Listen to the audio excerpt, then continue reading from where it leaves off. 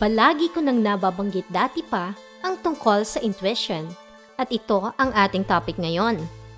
Ang iba't ibang uri ng intuition o tinatawag na 4 clairs of intuition ay baka isa o lahat dito ay meron kayo.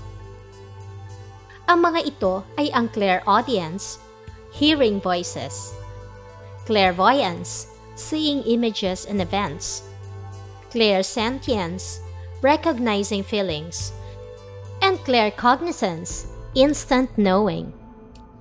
Handa na ba kayong malaman kung may natatangi kayong abilidad tulad nito?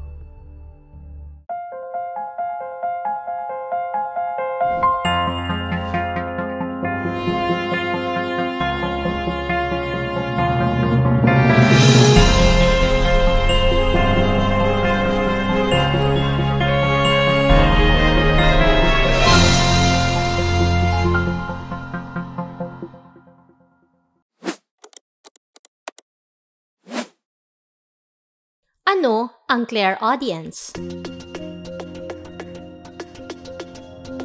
Most likely, ito ay second na typical sa ibang intuition. Ang clairaudient messages ay mga boses na nakikipag-usap sa ating isip.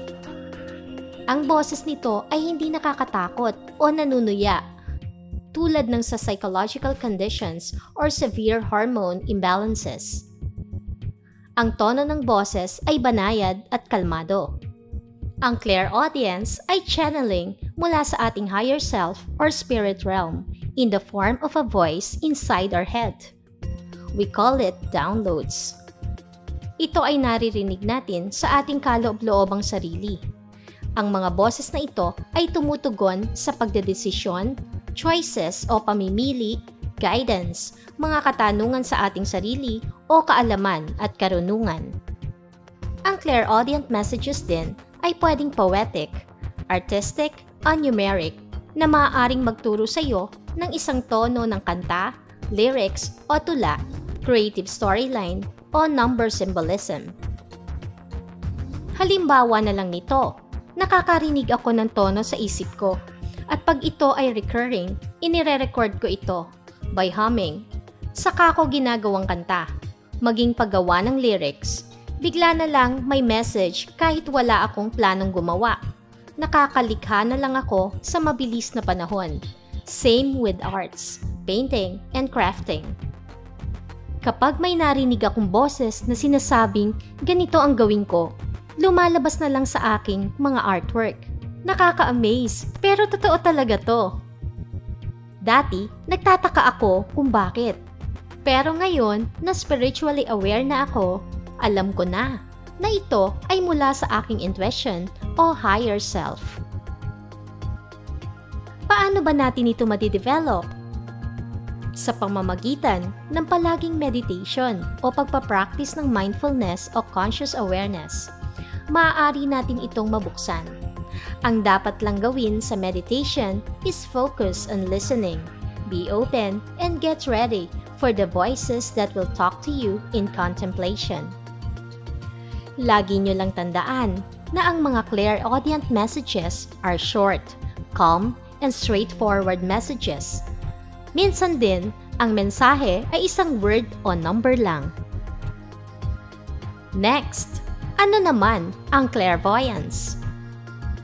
Ang clairvoyant messages ay dumarating in the form of visions, maaaring images o eksena sa isip metaphorically. Pwede din itong mga eksena ng maaaring maganap sa future o di kaya mga eksena na parang panaginip na hindi mo alam kung ano ang ibig sabihin ngunit ito ay metaphorical pala. Halimbawa, yumayanig ang lupa sa paanan ng isang tao na kaibigan mo metaphorically. Ibig sabihin nito na ang kaibigan mo ay nakakaranas ng dramatic life changes na walang stabilidad. Nave-visualize mo ang mga pangitain sa tao at maaaring maganap.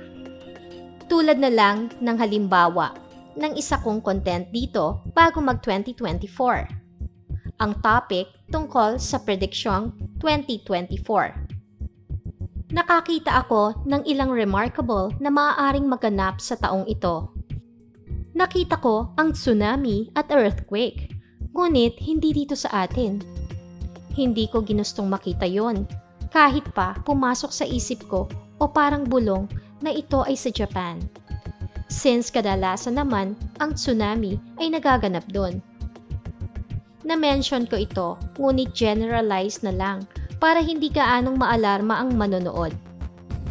Nakakita din ako ng eroplano na parang inoobserbahan ko sa loob nito.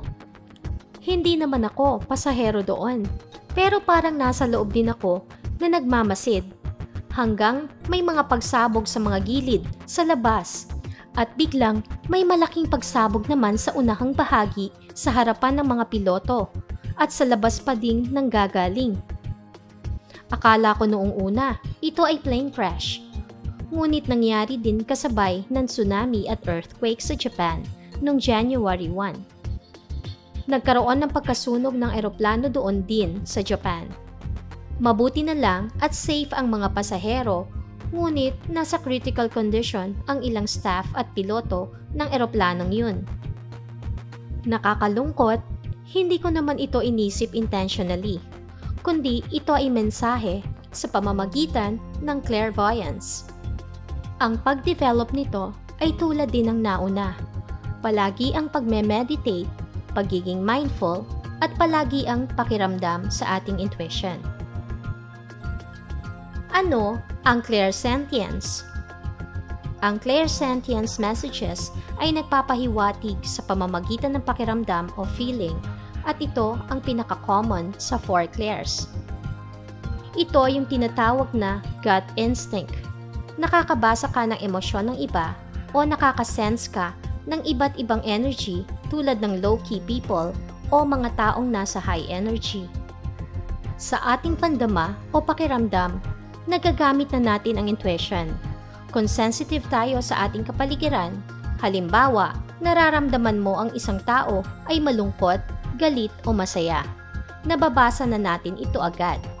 Ang mas malalim pang quality ng intuition na ito ay based sa karanasan ng aking kaibigan na clairsentient. Palaging sumasama ang pakiramdam niya o di kaya sumasakit ang ulo niya bago may mangyaring catastrophic event. Tulad ng lindol. Ilang beses na kapag lilindol, a day before, mabigat ang pakiramdam niya at sumasakit din ang ulo. Hanggang mababanggit niya ang lindol, prior sa lindol mismo. Isang beses din, nakakaamoy siya ng alimoom, kahit wala namang ulan. And after few hours, biglang uulan ng malakas. Ilan lang ito sa mga halimbawa ng pagiging clairsentient. Sa pag-develop nito, same as above, meditation, mindfulness, and sensitivity to everything around you. Tandaan lang na ang clairsentience ang pinaka-common sa lahat ng 4 clairs dahil ito ay nakabase sa ating feeling o instinct. But if you are more sensitive than others, you can predict what's coming. And last, ano ang claircognizance?